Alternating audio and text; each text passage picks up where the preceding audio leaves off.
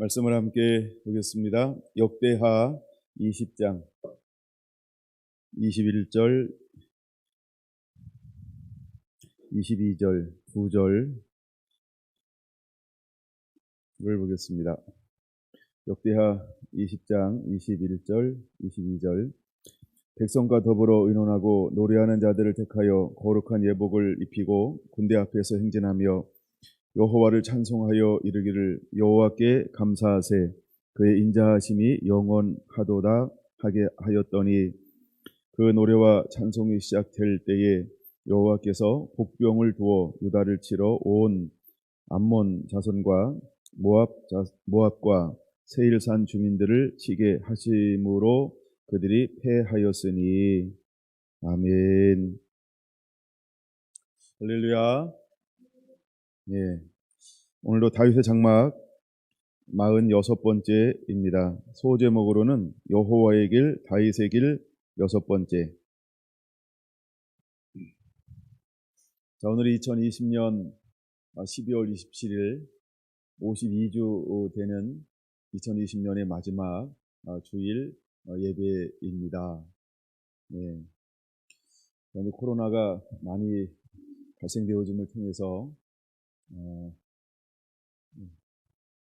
예배에 많은 변화들이 계속해서 일어나고 있습니다.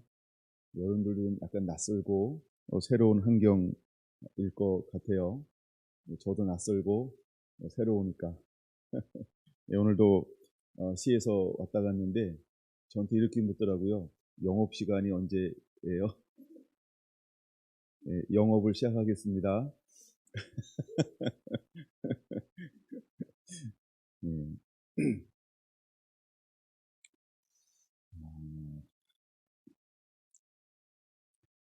정말 이 시대에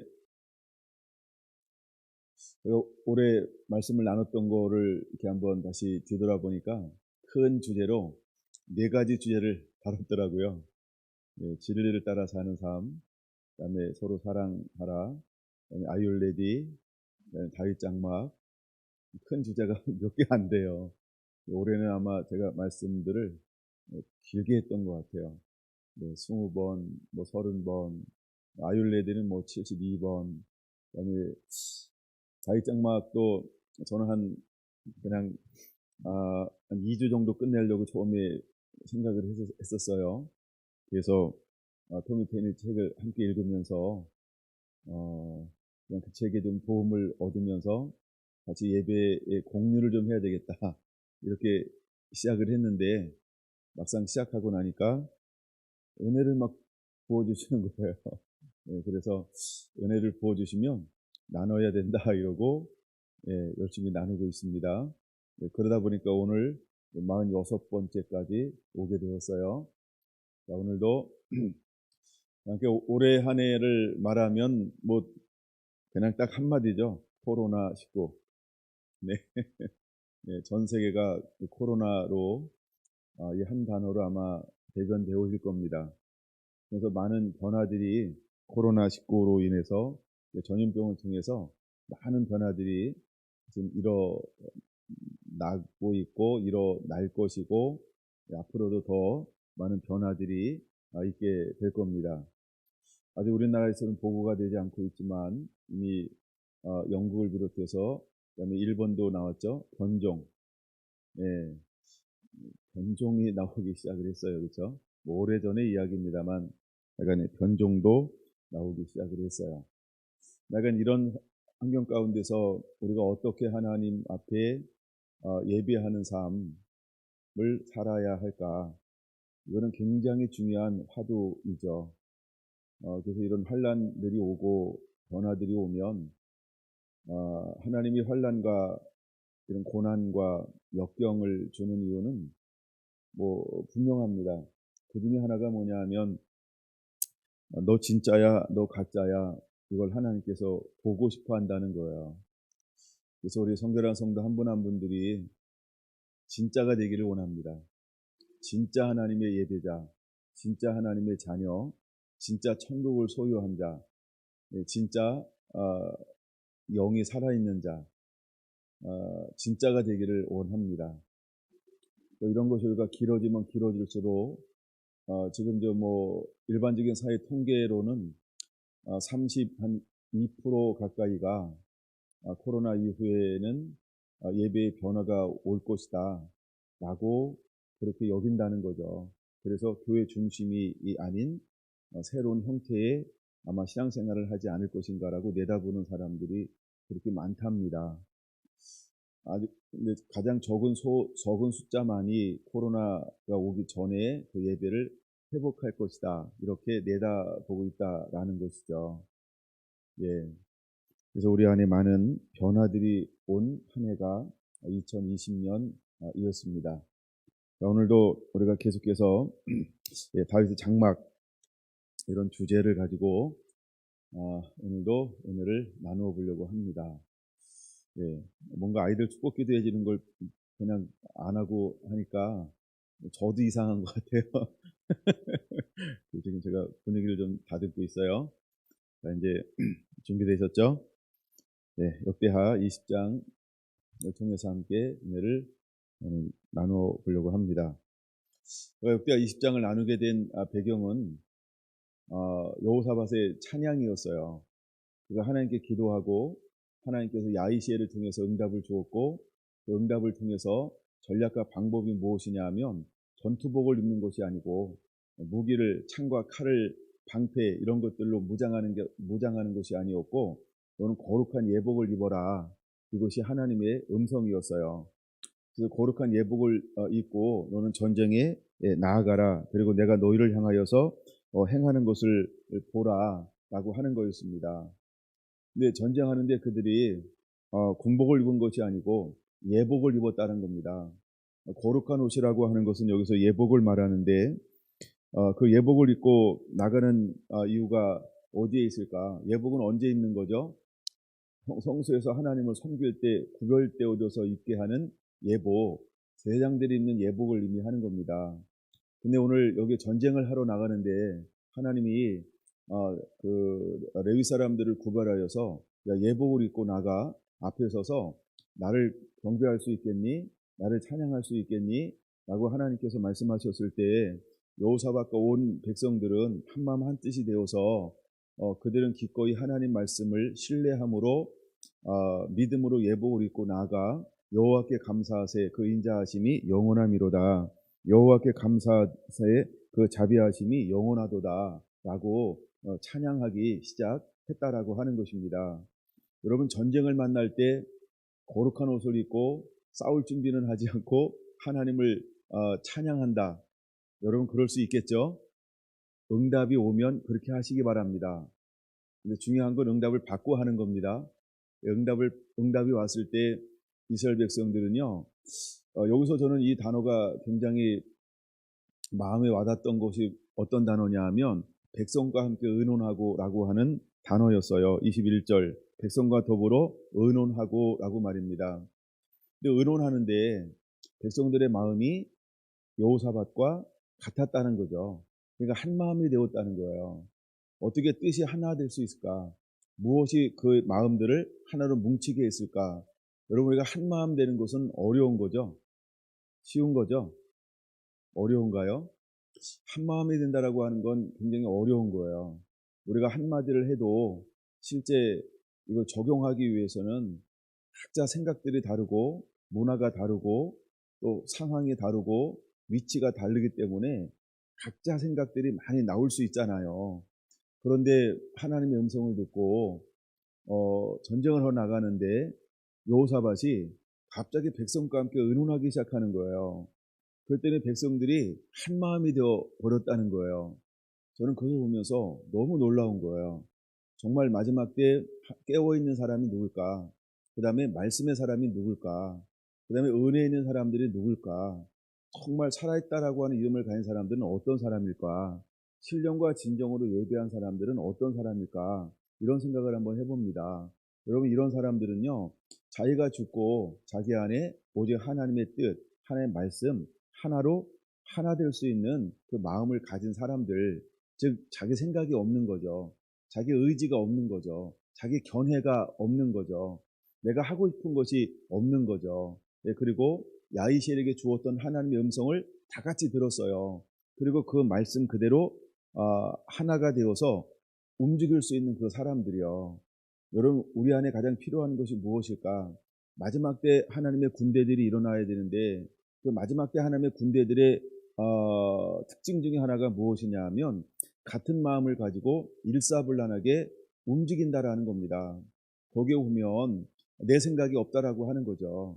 그리고 오직 하나님의 말씀으로 하나가 되었고, 그 말씀을 이루어 드리기 위해서 그냥 눈이 초롱초롱하면서 의지가 굳건하면서 그 목표를 향해서, 그 부르심을 향해서, 아버지의 뜻을 향해서 그 막 달려드는 그 마음이 하나가 된 마음이요.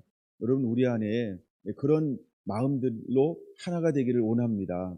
할렐루야. 그러면 어떤 것이 방해가 와도, 환경이 바뀌어도, 또 내부적인 어떤 이런 것이 부닥친다 할지라도 내 마음의 상처에 넘어지지 않아요. 또 외부의 환경에 좌우되지 않아요. 그래서 오직 그 마음이 부르심 앞에, 말씀 앞에 하나로 모을 수 있다는 겁니다. 나는 우리 성결한 성도들이 그런 마음들로 준비되어지게 되기를 원합니다. 할렐루야. 그런데 여기 역대하 20장은 바로 그런 하나의 모형을 우리에게 보여주고 있다는 것이죠. 그런 모압과 암몬과 그 세일에 연합군들이 쳐들어왔을 때 그들은 마음이 나눠지지 않았다는 거예요. 그리고 온전히 하나님의 음성 앞에 마음을 하나가 되어서 하나님을 경배하고 하나님을 찬양하기 시작했다라고 하는 것이지요. 근데 그것도 정상적인 방법이 아니고 정말로 어처구니 없는 방법이라고 일컬어질 정도의, 그러니까 정말 어떻게 보면 막 바보 같은 방법이었죠. 근데 그 방법을 아무도 뭐하지 않았어요? 불평하지 않았다는 거죠. 원망도 하지 않았다는 거죠. 왕을 향하여서 누구 하나 손가락질하지 않았다는 거예요. 다시 말해서 백성들이 분열하지 않았다는 거예요. 방백들이 분열하지 않았어요. 지도자들이 다르게 조언하지 않았다는 거죠. 하나님의 음성 앞에 온 이스라엘 백성들이 하나가 될 수 있었다라고 하는 것입니다. 여러분, 우리 교회가 어떤 교회가 되어야 할까? 각자 살아온 것이 다르고, 믿음의 정도가 다르고, 처한 것이 다르고, 취향이 다르고, 방법이 다를 거예요. 또 우리가 똑같이 신앙생활을 하는데도 신앙생활의 모든 것들이 다 달라요. 근데 중요한 거, 결정적일 때 하나님께서 우리에게 뭘 하다라고 말씀을 줬다 그러면 여러분, 우리가 어떻게 해야 할까? 그냥 내 거 내려놓고 하나님의 주신 음성 앞에 정말로 온전히 하나로 움직일 수 있느냐? 저는 우리 성결한 교회가 그런 교회가 되기를 원합니다. 여러분, 다윗 장막이 이루어져서 온전히 하나님만 하는 데게 예배하는 것이 바로 그런 사람들이라고 하는 것이죠. 제가 강조하고 싶은 것이 그거예요. 다윗 장막은 내 거 기도하는 게 아니다. 다윗 장막은 하나님을 하는 데게 높이는 것이다. 그분을 경배하는 것이다. 그분을 찬양하는 것이다. 그분의 아름다움을, 할렐루야. 그래서 여기서는 청구하는 것이 아니고요. 내 걸 가지고 청구하는 게 아니라는 거예요. 여기는 온전히 하나님을 하는 데게만 경배하며 찬양하며 송축하며 하나님을 올리라고 하는 거죠. 여러분, 이 기도가 여러분 삶 가운데 끊임없이 회복되어진다고 한다면 우리에게 어떤 하나님이 말씀을 주어도 우리 기꺼이 그것을 감당할 수 있게 될 거라고 저는 믿습니다. 여러분, 내 것을 섞지 않는 연습을 여러분 충분히 행하는 자가 되기를 원합니다. 할렐루야. 그래서 이사벨이라고 하는 건 누구냐 하면 섞은 자라고 말하고 있는 거야. 섞은 자. 뭐와 섞었어요? 세상의 문화와 우상과. 그러니까 그거는 탐심이죠. 탐심은 우상 숭배이라고 했던 것처럼. 근데 섞여 있다라고 하는 거죠. 근데 아합 시대 때 여러분 7천 명이 남아 있었던 걸 여러분 아시죠? 어쩌면 오늘 이 시대에 하나님께서 숨은 7천 명을 우리에게, 하나님은 그 사람들을 찾고 있는 거예요. 그리고 이 시대가 온전할 수 있는 이유 중에 하나가 뭐냐 하면 그럼에도 불구하고 숨어있는 자, 남아있는 자 7천 명이 있기 때문이라는 거예요. 여러분, 우리가 예배할 수 없을 때 여러분들이 어떤 자가 되어야 할까? 난 여러분 삶의 현장에서 그 7천 명이 되기를 원합니다. 근데 그냥 7천 명이 아니고 그 7천 명은 어떤 7천 명이에요? 바알에게 무릎 꿇지 않은 사람이요. 그들에게 절하지 않은 사람이요. 우상 숭배하지 않는 사람이요. 그리고 오직 하나님만 섬기는 사람들이요. 여러분, 대놓고 하나님만 섬긴다는 게 그 시대에 쉬울까요? 어려울까요? 편할까요? 불편할까요? 엄청난 왕따를 당해야 하는 겁니다. 엄청난 불편함이 있는 겁니다. 여러분 모이지 말라는데 모이는 거 이게 쉬운 걸까요? 어려운 걸까요? 어려운 것 중에 하나입니다. 예, 여러분 그러니까 민주주의는 통제하지 않습니다. 그러나 사회주의는 통제하는 사회가 사회주의입니다. 물론 여러분 우리가 전염병 때문에 어느 정도 통제가 필요하다라고 우리가 그렇게 감내하고 있지만 만약에 다른 의도를 가지고 있다고 한다면 여러분 그거는 굉장히 그렇죠? 위험한 것이죠. 근데 그런 속에서도 7,000명이 남아 있었다. 나누 성결한 교회 온 성도들이 그 남아 있는 7,000명 중에 한 사람들이 되기를 예수님의 이름으로 축원합니다. 지금 하나님께서 전 세계의 교회에서 무엇을 보고 있을까요? 그렇죠? 그럼에도 불구하고 너는 나를 예비하는 자니, 그럼에도 불구하고 너는 나를 신령과 진정으로 예비하는 자니, 하나님께서 정말 그 예배하는 사람들에게 하나님은 관심을 가지고 있다라고 하는 거 잊지 않게 되기를 원합니다. 할렐루야. 자, 그들이 함께 모였습니다. 그리고 그들이 기도하기 시작합니다. 그들이 하나로 금식하기 시작합니다. 그들이 회개하며 기도하기 시작했다라고 하는 것입니다. 자, 함께 모여 기도할 때에 하나님의 음성이 14절 야하시엘에게 하나님의 음성이 임하였습니다. 그는 어떤 사람이었나요? 그냥 회중 가운데 한 사람이었다는 겁니다. 근데 그는 레위 사람이었어요. 예, 그의 조상은 누구였어요? 아삽이었습니다. 그의 조상이 누구라고요? 아삽이요. 그러면 이때는 여호사밧 왕 때니까 다윗하고 여호사밧 왕 때 대략 몇 년의 차이가 있을까요? 약 한 150년 정도 차이가 있어요. 예, 그러니까 이제 아삽의 그 후손이 마따냐의 그 후손이 여이엘의 그 증손이 분야야의 손자고 그다음에 스가라의 아들 야하시엘에게 하나님이 음성이 임하기 시작을 했습니다. 근데 15절에 뭐라고 말합니까? 예, 15절 들을지어다 이렇게 말합니다. 예, 들을지어다 누가 들어야 할까요? 온 유다 백성들이 들어야 합니다. 예루살렘 주민들이 들어야 합니다. 또 누구도 들어야 할까요? 여호사밧 왕도 들어야 한다는 겁니다. 그 다음에 이렇게 말합니다. 이 전쟁은 하나님께 속한 전쟁이다라고 하나님의 음성이 임하고 있는 걸 볼 수 있습니다. 때때로 여러분 우리가 환난이 우리의 잘못이나 우리의 죄로 인하여 오는 것이라고만 여길 수 있다는 것이죠. 예, 물론 죄로 인해서 올 수 있습니다.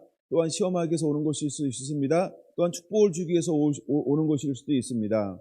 그러나 하나님이 전쟁을 향하여 뭐라고 말씀하고 있습니까? 이 전쟁은 하나님께 속한 전쟁이다라고 하나님이 말씀하고 있다라고 하는 겁니다. 여러분 이 환난은 이 어려움은 배후에 누가 계실까요? 하나님이 허용하지 않으면 이거 일어나지 않는 것입니다. 그럼 하나님이 허용하고 있다는 것이죠. 여러분 우리가 어느 편에 서야 할까요? 우리가 누구를 바라봐야 할까요? 그렇죠? 백신을 바라보는 거 아닙니다. 여러분 우리는 하나님을 바라보는 자가 되어야 할 줄로 믿습니다. 그래서 이 전쟁은 하나님께 속한 전쟁이라고 분명한 음성이 내려오는 것을 볼 수 있습니다. 자, 그런 다음에 그들이 해야 될 것은 뭐라고 말합니까? 16절에 보니까 내일 내려가라 이렇게 말하고 있어요. 언제 내려가라고요? 내일 16절 보세요. 내일 내려가라는 겁니다. 내일 내려가라라는 겁니다. 여러분 전쟁을 하는데 그들이 모여서 지금 전쟁 준비한 게 아니라 뭘 했어요? 기도했단 말이에요. 근데 전쟁 준비할 시간도 주지 않고 언제 내려가라고 말합니까? 당장 내일 내려가라 이렇게 말하고 있는 거예요. 내일이다 이 말은요. 전쟁을 준비할 여지가 없다 이런 의미가 있는 것이죠. 근데 이스라엘 백성과 그다음에 유다와 예루살렘 주민들과 왕이 내일 내려가라는 이 말을 듣고 그들은 어떻게 반응할까? 그대로 반응한다라고 하는 것입니다. 그대로 반응해서 그들이 20절 이렇게 말합니다. 이에 백성들이 언제? 아침에 일찍이 일어나서 내일 내려가라 이렇게 했더니요. 그들이 어떻게 반응합니까?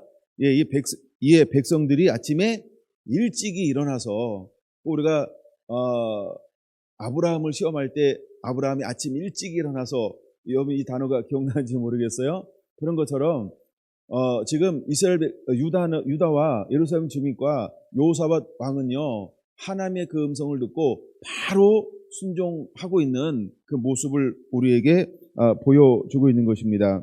그래서 17절 뭐라고 말합니까? 너희가 싸울 것이 없다. 너희는 대열을 이루고 서서 보기만 하라 이렇게 말하고 있다는 겁니다. 너희가 싸울 것이 없다는 거예요. 지금 뭐하러 나가는데? 전쟁하러 나가는데 야 너희가 싸울 것이 없어 라고 하나님께서 이렇게 말씀을 하고 계시다라고 하는 겁니다. 그럼 누가 싸울까요? 여러분, 누가 싸우는 건 우리가 염려하는 부분이 아니라는 거예요. 하나님의 말씀이 임하면 우리가 하는 부분은 어디까지가 우리가 해야 될 부분인가요? 순종이라는 것입니다. 우리가 순종하면 나머지는 하나님이 하시는 것입니다. 내가 전략을 짜는 게 아닙니다. 내가 계획을 수립하는 거 아닙니다. 나는 순종하는 자라고 하는 걸 깨닫게 되기를 바랍니다. 근데 가끔 우리는 뭐 하려고 합니까? 계획을 짜려고 그래요. 어떻게 싸울까? 어떻게 물자를 조달할까? 누구를 먼저 앞서 보낼까? 하여간 이렇게 우리가 전쟁에 대한 나름대로 그 시나리오를 그려내려고 애쓰는 경우가 있을 수 있어요. 아닙니다. 여러분, 우리는 아무 생각이 없어도 돼요. 정말 단순해도 돼요. 왜? 이 전쟁은 하나님께 속한 것이고 우리가 하는 것은 무엇을 해야 하냐 하면 그냥 하나님 앞에 순종하면 되는 것입니다. 자, 이럴 때 18절 보니까 왕이 어떻게 반응을 하고 있는가를 보여주고 있습니다. 여호사밧이 왕이죠. 몸을 굽혀 얼굴을 땅에 대니 온 유다와 예루살렘 주민들도 여호와 앞에 엎드려 라고 말하고 있습니다. 자, 먼저 하나님의 음성이 들렸을 때 누가 그 앞에 반응하고 있는 걸 볼 수 있나요? 왕이 먼저 반응하는 것을 보고 있는 것입니다. 그럼 우리가 하나님의 말씀이 임하면 누가 먼저 그 하나님의 말씀 앞에 반응하는 자가 되어야 할까? 예배자인 저와 여러분들이 먼저 하나님 앞에 반응하는 자가 되어야 할 줄로 믿습니다. 그다음에 엎드린다 이 말은 뭐냐면 공경을 표하는 것이죠. 내가 자복한다는 의미도 있죠. 엎드려서 그가 하는 일이 무슨 일을 하고 있나요? 18절 마지막 부분에 보니까 여호와께 경배하고 이렇게 말하고 있습니다. 그가 엎드린 이유는 누구를 향하여 엎드린 건가요? 그렇죠. 응답해 주신 여호와 하나님 앞에 엎드린 것입니다. 그리고 엎드려서 하나님을 경배하기 시작하는 거예요. 할렐루야. 이것이 왕의 반응이었다는 것입니다. 그 다음에 두 번째 19절 보니까 뭐라고 말합니까? 그하 자손과 고라 자손에게 속한 레위 사람들은 서서 심히 큰 소리로 이스라엘 하나님 여호와를 찬송하니라 라고 말하고 있습니다. 자, 레위인들이 서서 뭐 하기 시작합니까? 하나님을 찬양하기 시작했다는 것입니다. 어떤 하나님을 찬양하고 있는 건가요? 우리가 전쟁과 폈을 때 하나님의 뜻을 물었습니다. 근데 하나님의 뜻이 야하시엘에게 임하였습니다. 근데 그 야하시엘에게 임했던 하나님의 음성을 듣고 이제 그 백성들은 한 마음이 되어서 뭐 하기 시작한 걸까요? 하나님을 찬양하기 시작했다라고 하는 것입니다. 여러분, 우리가 해야 될 것 간단합니다. 먼저 우리 하나님의 뜻을 구하는 자가 되어야 합니다. 하나님의 음성이 임하면 그 음성을 듣고 그대로 경배하는 자가 되어야 할 줄로 믿습니다. 그리고 더 나아가 온 마음으로 함께 하나님을 찬양되게 찬양하는 것, 이것이 우리가 필요한 부분이라고 하는 것입니다. 자, 이제 하나님의 전쟁을 어떻게 하기를 원할까요? 전쟁을 20절 보니까 이제 전쟁 방법이 소개가 되어지고 있는데 우리가 일반적으로 하는 전쟁 방법과 전혀 다른 방법이 소개가 되어지고 있는 것입니다. 20절 이렇게 말합니다. 이에 백성들이 아침에 일찍 일어나서 드고와 들로 나아가니라. 할렐루야. 아침에 일찍이 너는 나아가라라고 했는데 실제로 하나님께 나가라고 하는 그 지점까지 그들은 나아가기 시작했다는 겁니다. 자, 순종으로 움직이기 시작했다는 겁니다. 여러분, 우리가 말씀이 임할 때 여러분들이 상황을 보지 말고 말씀만 붙잡고 나아가는 자가 되기를 예수님의 이름으로 축원을 드립니다. 할렐루야. 자, 그 다음에 두 번째 하나님이 그대 뭐라고 말하고 있을까요? 나아갈 때 여호사밧이 서서 이르되 유다와 예루살렘 주민들아 내 말을 들을지어다. 너희는 너희 하나님 여호와를 신뢰하라. 그리하면 견고히 서리라. 그의 선지자들을 신뢰하라. 그리하면 형통하리라. 아멘. 자, 왕이 백성들을 향하여서 뭐라고 외치고 독려하고 있나요? 여호와를 신뢰하라고 외치고 있는 것을 볼 수 있습니다. 믿음을 복두는 거죠. 마음이 하나가 되기를 원해서, 생각이 하나가 되기를 원해서, 뜻이 하나가 되기를 위해서 여호와를 신뢰하라. 그럼 내가 견고하게 될 것이다. 선지자를 신뢰하라. 그러면 너희가 형통하게 될 것이다. 이 말이 한마디로 말하면 뭐라고 지금 외치고 있는 것입니까? 그렇죠? 믿음으로 나아갑시다. 우리가 믿으면 하나님이 역사하십니다. 우리에게 필요한 것은 믿음입니다. 라고 하면서 그들에게 믿음이 다시 한번 견고해지기를 복돋고 있는 것을 볼 수 있습니다. 데살로니가전서 2장 13절에 보니까 이런 말씀이 있어요. 사람의 말로 받지 않고 하나님의 말씀으로 받음이니 라고 말입니다. 우리가 마지막 때에 하나님의 말씀을 무엇으로 듣는 자가 되어야 할까요? 아, 저거는 그냥 선지자가 하는 이야기야. 아, 저거는 왕이 하는 이야기야. 이렇게 받지 말고 무엇으로 받으라? 하나님의 말씀으로 받는 것이 필요하다는 것입니다. 할렐루야. 때때로 우리가 기도할 때 이런 음성이 올 수 있어요. 우리가 이제 성전 건축을 하기 위해서 우리가 하나님의 음성을 듣자라고 해서 우리가 끝장 기도 이런 걸 한번 한 적이 있어요. 그래서 그때 제목이 뭐냐면 왕의 윤호를 들 때까지 기도를 멈추지 말자 이랬단 말이에요. 그리고 막 이제 서로 각자 둥그렇게 앉아서 그냥 각자 기도하기 시작을 했어요. 40여 분이 지났어요. 근데 하나님의 음성이 일단 저에게 임했어요. 그래서 어떻게 하기를 원하는 하나님의 마음이 주어졌어요. 그 말씀이 무엇이었냐 하면 요한복음 2장이었어요. 가나 혼인잔치의 말씀이 2장이잖아요. 그래서 우리가 건축하는데 야 너는 이 말씀을 붙들라 라고 하는 하나님의 이제 이렇게 말씀으로 응답을 받은 거예요. 그리고 그 말씀을 선포를 했어요. 놀라운 것은 그 말씀 그대로 하나님께서 성전을 건축하는데 행하셨다라고 하는 겁니다. 그럼 우리가 해야 될 것은 무엇이었을까요? 그냥 그 말씀을 신뢰하는 거예요. 그 말씀을 붙잡는 거예요. 그래서 우리가 문제가 생길 때마다 우리는 무엇을 만들기만 했냐 하면 전략이 뭐였냐면 하나님께서 원하시는 게 야 넌 돌 항아리에 결례를 들은 돌 항아리에 물을 9가지 채워라 라고 말씀했죠. 그럼 우리가 문제가 생길 때마다 그냥 환상에 그냥 하나 만들어내는 거예요. 실제 동화 항아리가 아니고 생각으로 항아리를 만들어요. 그리고 거기다가 문제가 생기면 문제의 기도 제목을 집어넣는 거예요. 문제를 채우는 거예요. 예를 들어서 하나님 재정이 부족합니다. 중도금 줘야 되는데 주여 주세요. 그러면 그 돈이 해결되는 거예요. 하나님 민원 문제가 있네요. 하나님 민원 문제 해결해 주세요. 그럼 민원 관공서 하나님 이 사람들한테 이랬다 저랬다 하는데요. 자꾸 이랬다 저랬다 하더라고요. 하다 보니까 그래가지고 문제를 항아리에 집어넣는 거예요. 그러면 그게 해결되고요. 그 다음에 뭐 이제 하다 보면 뭐 굉장히 다양한 56 파트인가? 하여간 뭐 이런 파트가 필요하다는 거예요. 근데 그때마다 그걸 놓고 항아리에 놓고 기도했어요. 그럼 그것이 해결되어지고 또 문제가 생기면 또 항아리에다 집어넣고 기도하고 이렇게 했는데 놀라운 건 어떻게 됐다고요? 물이 변하여 포도주가 된 것처럼 그래서 그 기도가 변하여서 피로가 채워지고 성전을 건축하는 데 있어서 놀라운 하나님의 은혜가 그대로 나타났다는 겁니다. 그와 처럼 우리가 해야 될 것은 무엇일까요? 신뢰하는 것입니다. 믿음으로 하나가 되는 것입니다. 그래서 여호사밧이 할 수 있었던 것은 뭐냐면 믿음으로 동요하는 것이었죠. 때때로 여러분 영적인 리더된 때때로 여러분들이 해야 될 일이 있다고 한다면 여러분들이 믿음으로 격려하는 겁니다. 그리고 믿음으로 하나로 모으는 것 이것이 우리가 해야 될 역할 중에 하나라고 하는 것입니다. 그래서 사람의 말로만 받는 것이 아니고 누구의 음성으로 들어라?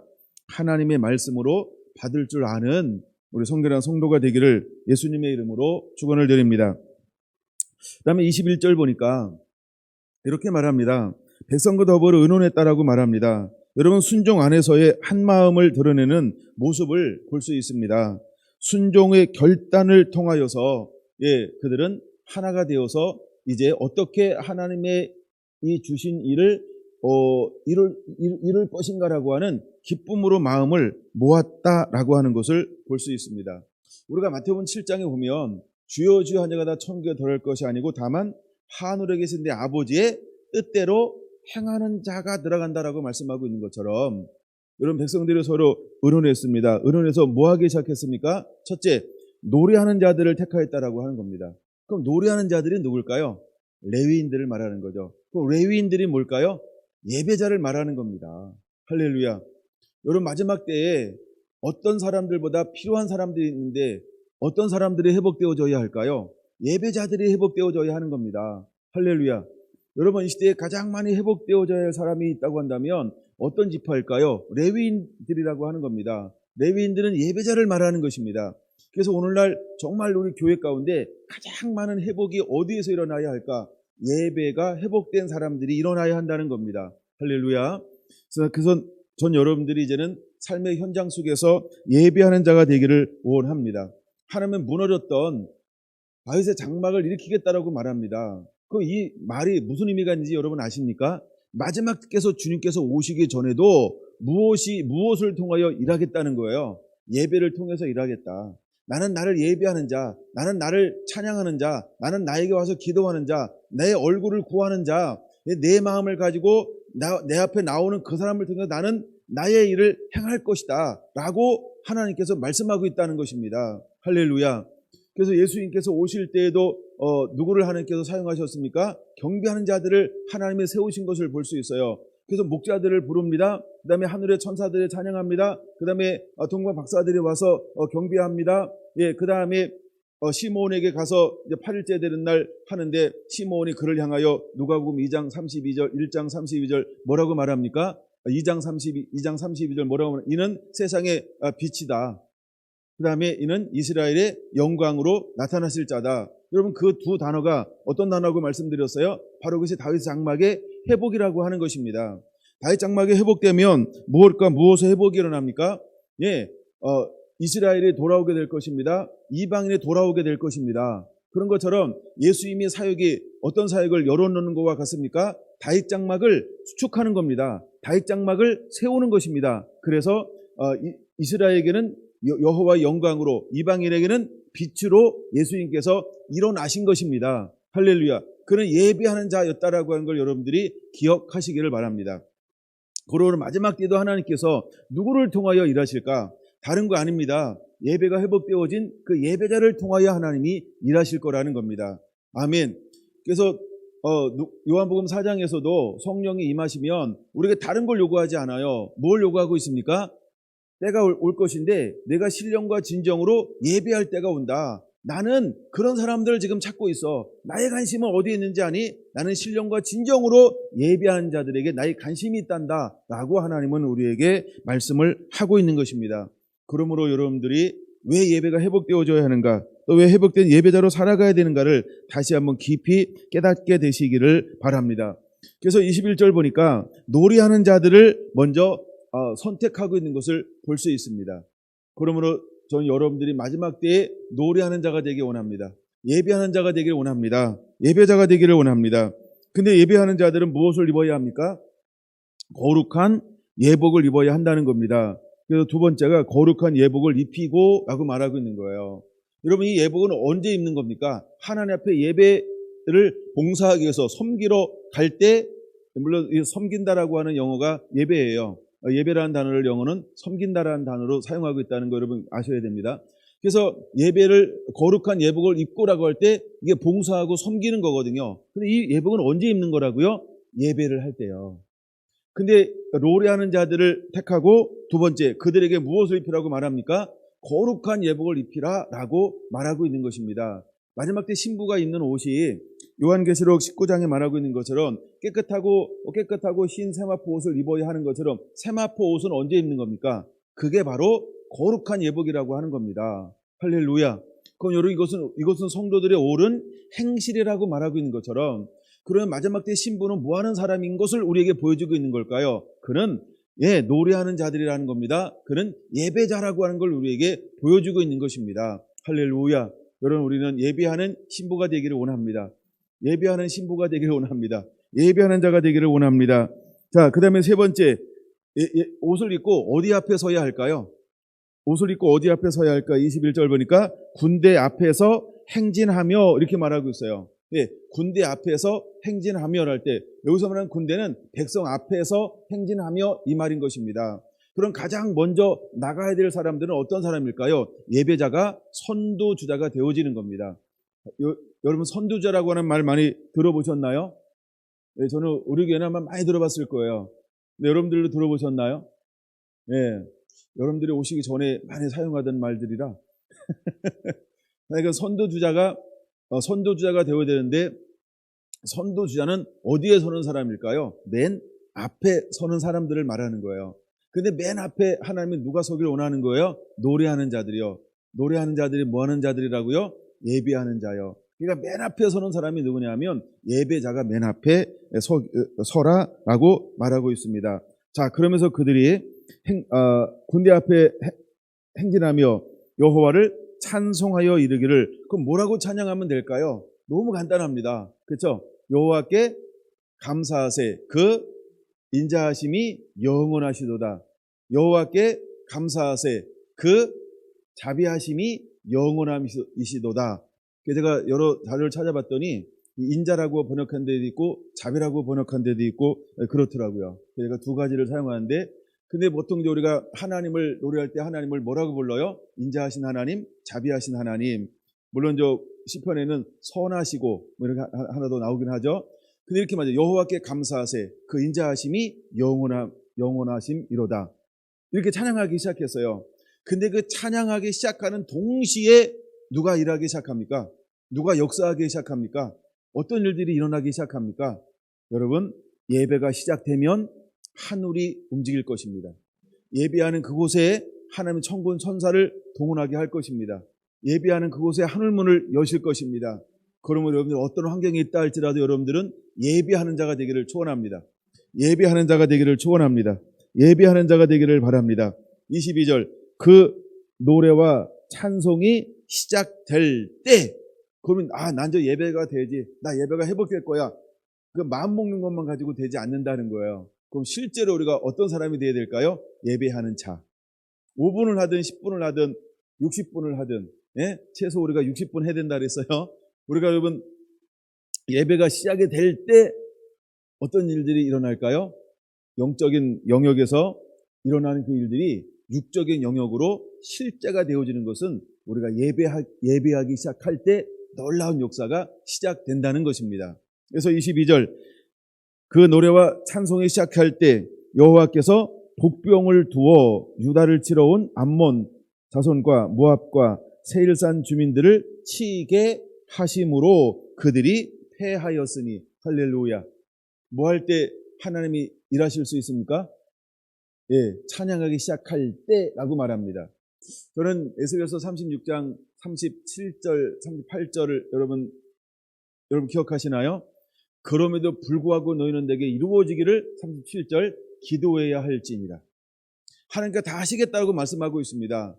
그런데도 불구하고 하나님께서 우리에게 최소한 하나 딱 요구합니다. 그게 뭐라고요? 기도하라는 겁니다. 그 말씀을 붙잡고 이루어지기를 기도하라고 말씀하고 있는 것입니다. 마찬가지로 하나님께서 야하실에게 음성을 주었습니다. 자, 전쟁은 내게 속한 것이다. 내가 싸울 것이다. 라고 말입니다.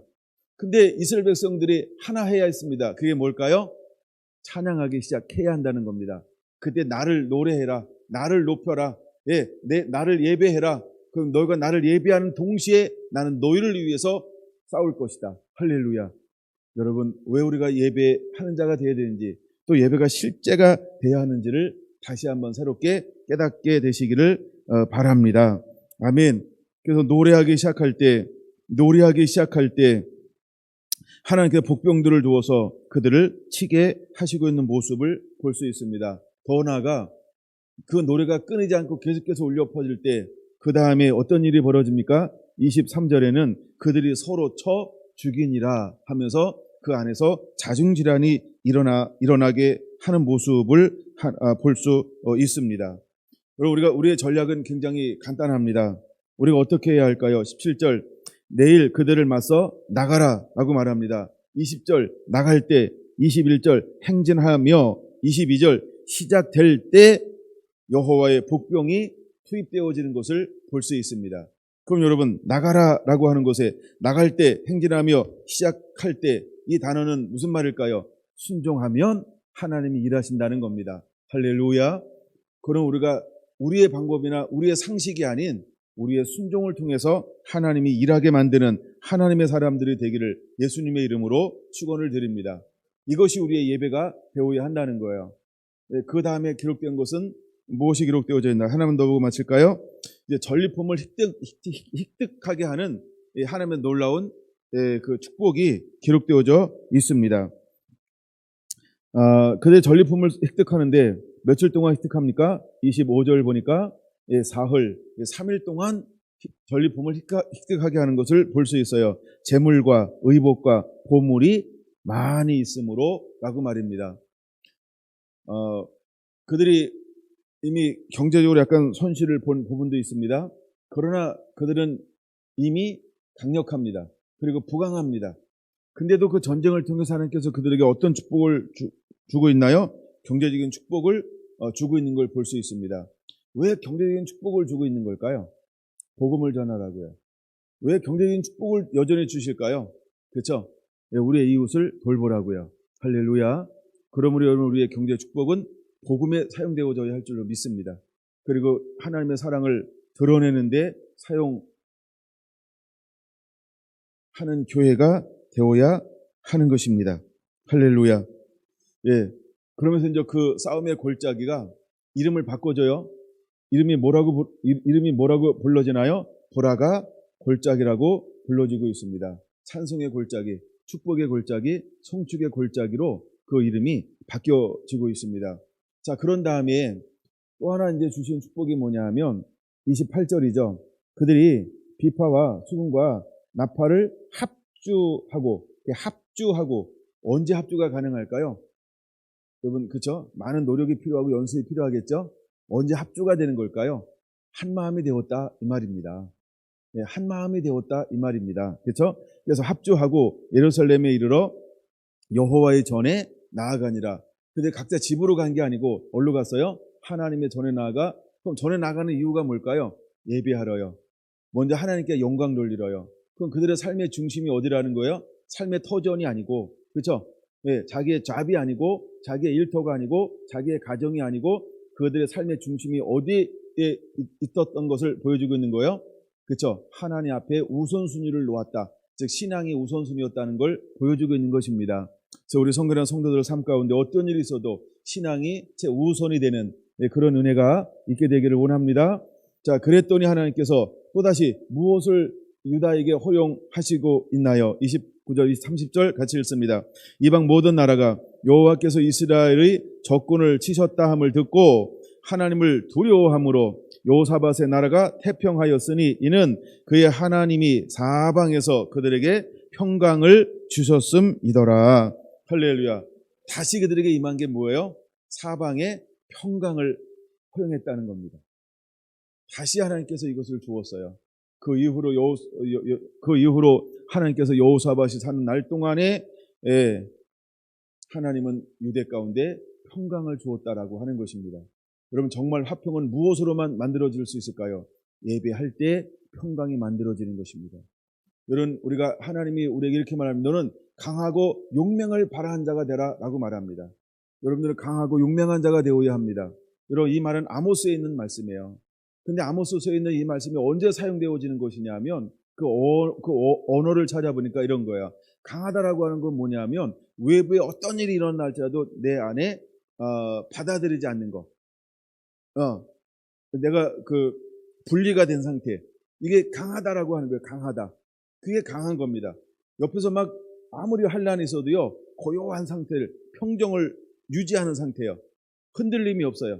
생각이 나눠지지 않아요. 분산되지 않아요. 우리가 멘탈이 참 강하다라고 그러잖아요. 저도 요새 멘탈이 자꾸 무너져가지고. 근데 이 강하고 용맹을 받을 때 강하다라고 하는 게 뭐냐면 멘탈이 아주 흔들림이 없는 상태를 강한 걸 말합니다. 그다음에 용맹을 바란다 이 말은 뭐냐면 오히려 내가 멘탈이 흔들리지 않는 것만 되는 것이 아니고 저는 용맹을 바란다 이 말은 뭐냐면 주변에 영향력을 행사한다는 거예요. 내 안에 있는 영광, 내 안에 있는 빛, 내 안에 있는 하나님의 아름다움을 흘려보내는 거예요. 그래서 주변을 변화시키는 걸 말합니다. 근데 아모스서의 이 말은 어떤 상황일까요? 모든 것이 무너졌어요. 모든 것이 파괴됐어요. 모든 황폐함이 왔어요. 그 상황 가운데 마지막 때 하나님의 사람들은 하나님이 원하시는 사람이 어떤 사람이냐면 강하고 용맹을 바라는 예배자들을 하나님께서 찾고 있다 이런 의미라는 거예요. 그럼 여호사밧을 통해서 우리에게 보여지는 게 뭐예요? 그가 예배할 때 하나님은 그를 강하고 용맹을 바라는 자로 만들었다는 겁니다.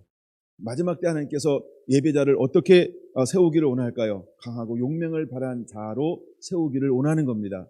여러분, 사도행전 마지막 장에 보면 마지막 절 보면 사도 바울이 어떻게 복음을 전하는 사역을 감당하고 있나요? 어떻게 복음을 전하는 사역을 감당했나요? 혹시 아시나요? 강하고 담대하고 거침없이. 여러분, 그는 거침없이 뭘 하는 사람이 되었어요? 복음을 전하는 하나님의 사람이 되었어요. 그럼 그 안에 무엇이 임했다는 거예요? 강하고 용맹을 바라는 자. 그럼 이것이 어디서 나올 수 있는 은혜일까요? 예배자가 되었을 때. 그러므로 여러분들은 예배자로 살아가야 할 줄로 믿습니다. 할렐루야. 예배자가 되기를 간절히 원합니다. 아멘.